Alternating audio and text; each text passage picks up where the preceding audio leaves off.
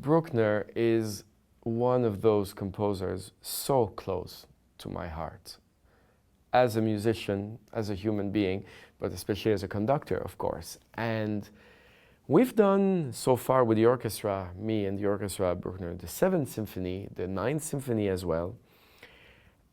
But this 4th Symphony might be the most approachable, easily accessible of all his 9 symphonies, plus the one that he named 0 and 00. So there's actually 11 symphonies technically.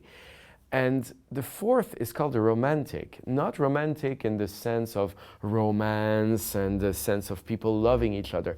Romantic in the real pure German sense of the word, which has a lot to do with the symbolism and imagery of the forest and nature.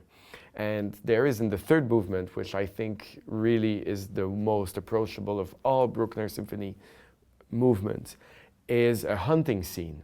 So there's at the beginning the horns very distant, which are the natural horns representing the call for hunting. And then there's a lot of action in the music.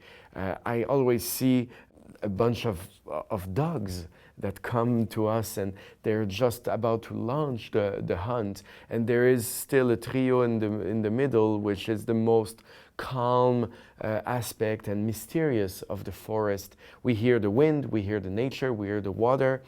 And this makes Bruckner more towards the secular composer as opposed to the sacred composer, which in other works, he was such a sacred, devout man that his symphonies are very often like unspoken masses. And in the 4th Symphony, there's very little of this. I have actually a very personal souvenir with that symphony because it's the first time I bought a record of a Bruckner symphony was the 4th.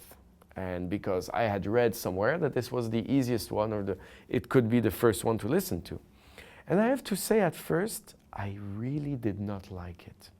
And I remember telling my piano teacher, I must have been around 16 years old, telling my piano teacher, I don't get Bruckner. And she told me, you know, you might want to consider going to a concert and hearing it live, because this is one of those composers and works where you have to be there and to feel the vibrations of the music.